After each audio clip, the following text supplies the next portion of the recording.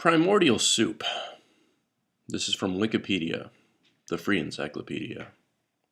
Primordial soup is a term introduced by the Soviet biologist Alexander Oparin. In 1924, he proposed the theory of the origin of life on Earth through the transformation during the gradual chemical evolution of molecules that contained carbon in the primordial soup.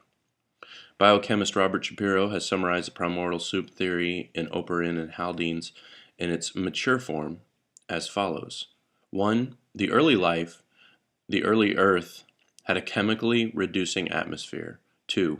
This atmosphere, exposed to energy in various forms, produced simple organic compounds, or monomers. 3. These compounds accumulated in a soup which may have been concentrated at various locations, shorelines, oceanic vents, etc. 4. By further transformation, more complex organic polymers and ultimately life developed in the soup. An interesting thing about the origins of life, from a philosophical standpoint, is that man has a very long and storied past that goes back thousands upon thousands upon thousands of years. And all of a sudden, I would say within the last 10,000 is when recorded history starts. Yet many of our sciences and things like that seem to go back millions. The theory of primordial soup actually goes back billions. It takes something like, in the experiment that they're referring to, let me see if I can get the names on it. Miller-Urey experiment in 1953. They hypothesized it was something like 8.3 billion years just for the molecular cocktail to just begin to form simple molecules.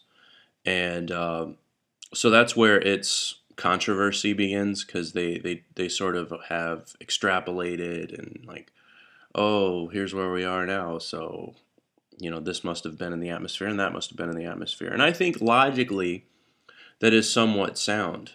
But, it makes the assumption of no oxygen and stuff like that. But the key here is that somewhere along the lines, as we were going along, we had the time in our daily labors to just sit back and ponder things that didn't have to do with our daily lives.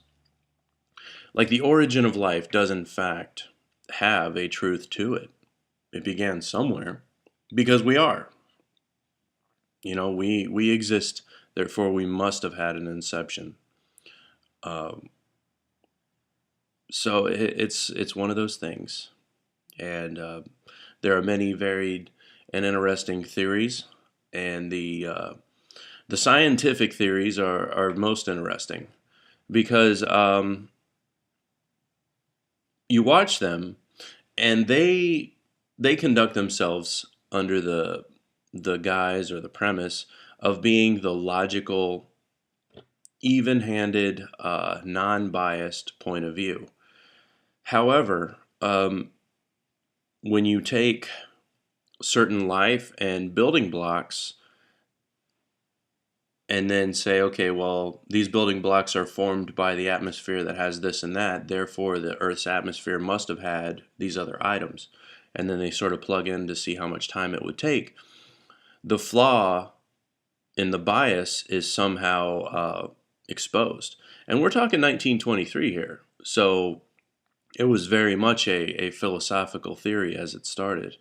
And these people had their preconceived notions as it started, such as, if we put this primordial soup against a creator God who introduced wholesale complex organisms, then this is obviously a look at something else. And I encourage everybody to look more into that Miller-Urey experiment, because its flaws are interesting. And be careful of those biases regardless of your points of view. And yeah, and revel in the fact that in our lives we have the time to just sit back and ponder things like this. All right, man. We'll see y'all later.